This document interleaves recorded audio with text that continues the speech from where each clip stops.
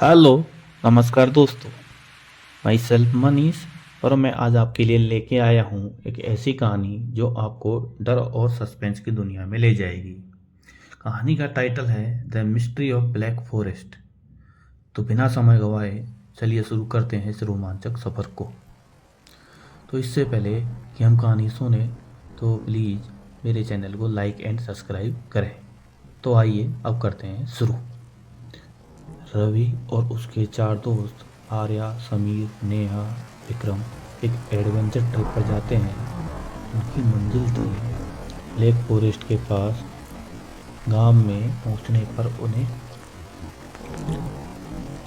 Guide ने चेतावनी दी कि ब्लैक फॉरेस्ट में मत जाना, वहाँ कई लोग गायब हो चुके हैं। लेकिन दोस्तों ने चेतावनी को नज़रअंदाज कर दिया। रोमांच की तलाश में जंगल की ओर बढ़ गए। जंगल के अंदर और माहौल बेहद अजीब था।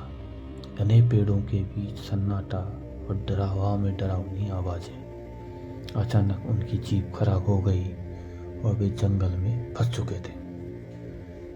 उसे रात में जंगल में ही रुकने का उन लोगों ने डिसीजन लिया।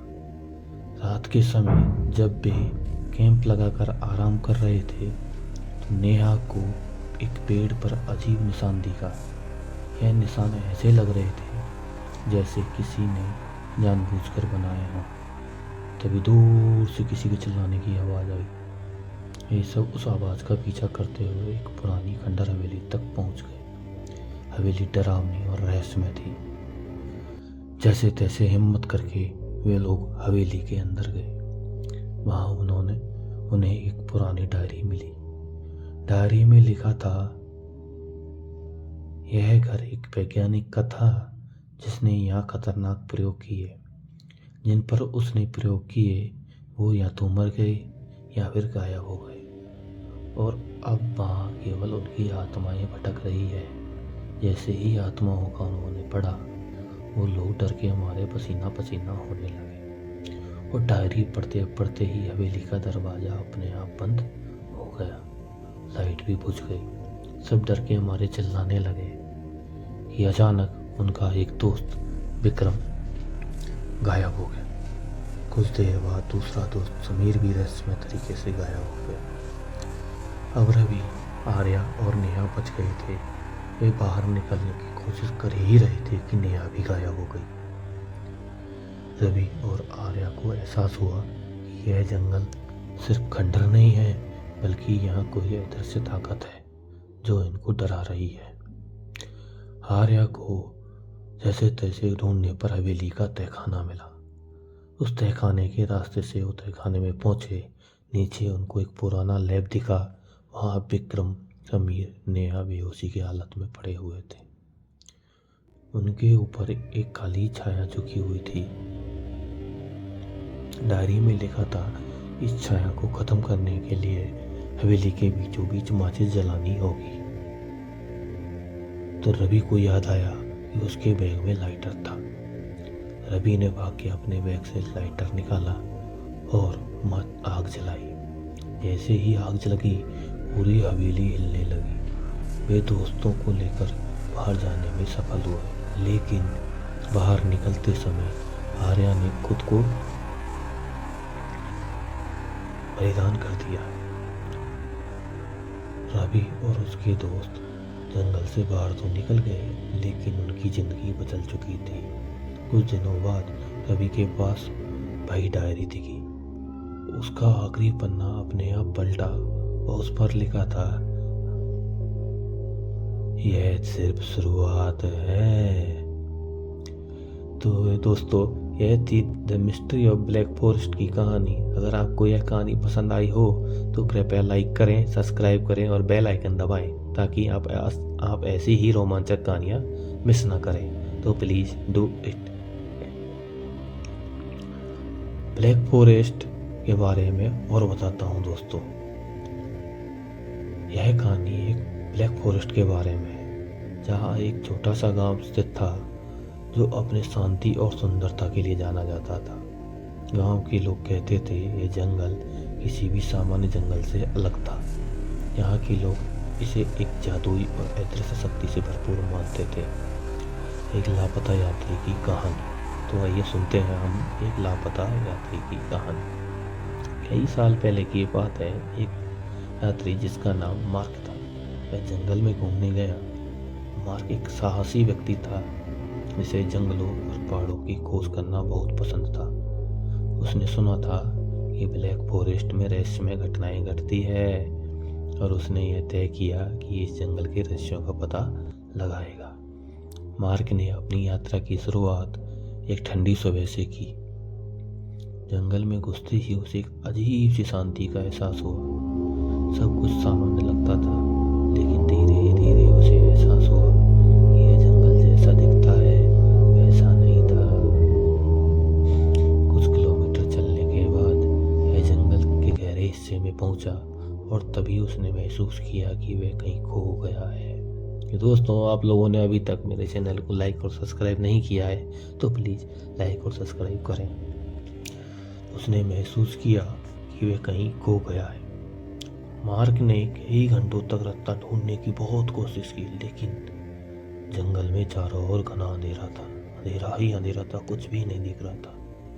उसे लगा जैसे कोई उसे देख रहा है। अचानक उसे दूर से किसी महिला की आवाज़ सुनाई दी तो उसे अपने पास बुला रही थी। वह अचानक बड़ी मीठी आवाज़ में बोल रही थी, लेकिन उसमें कुछ उसको डाउट ही लगा। मार्क उस आवाज़ के पीछे पीछे गया, लेकिन जैसे ही उस दिशा में आगे बढ़ा, अचानक आवाज़ गायब हो गई। उसने सोचा कि शायद यह सिर्फ उसका भ्रम था, लेकिन थोड़ी देर बाद उसने देखा उसके पैरों के पास किसी ने ताजे फूलों का गुलदस्ता रखा था। यह देखकर वह डर गया, क्योंकि यह जंगल में कहीं नहीं पाया जा सकता था। मार्क ने गुलदस्ता उठाया, उसे लेकर आगे बढ़ा। फिर उसने महसूस किया कि किसी ने उसके साथ चलना शुरू कर दिया था। जब उसने मुड़कर देखा तो कोई ही नहीं था, लेकिन उसे ऐसा महसूस हो रहा था कि कोई उसे घेर चुका है। खो जाने की कगार पर मार्क की बेचैनी बढ़ने लगी। वह जंगल में गहरे उतरता चला गया और उसे यह एहसास हुआ कि वह कहीं खो चुका था। अब उसे न तो वो लेडी दिखी और न उसकी आवाज़ और न ही वो गुलदस्ता। और उसके आसपास सब कुछ सामान्य था, लेकिन उसके मन में डर समा चुका था।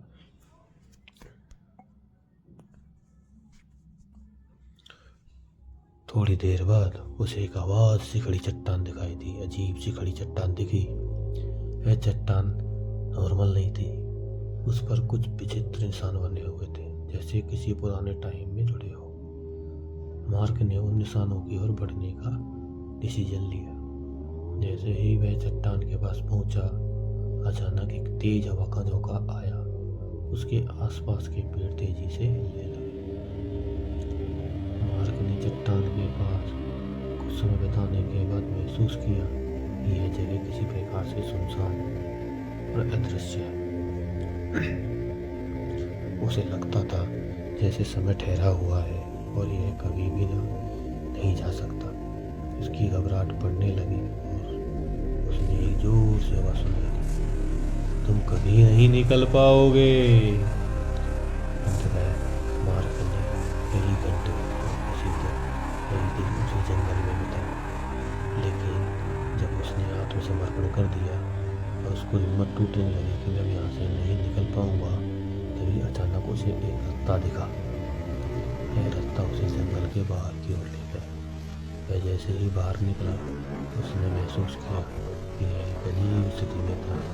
वह अपनी यात्रा की शुरुआत में बहुत दूर था, लेकिन अब वह पूरी तरह से ठीक महसूस कर रहा था।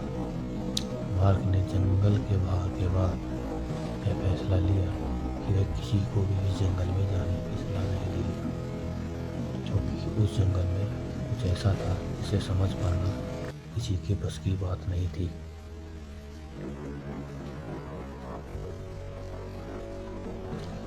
आज भी ब्लैक फॉरेस्ट के बारे में ऐसी कहानियां हैं जो उसके अजीब घटनाओं को लेकर उड़ती है। कुछ लोग मानते हैं ये जंगल पुराने जादू और शक्तियों का केंद्र है, जबकि दूसरों का मानना है कि यहाँ के पेड़ और पौधे किसी अदृश्य शक्ति से जुड़े हैं।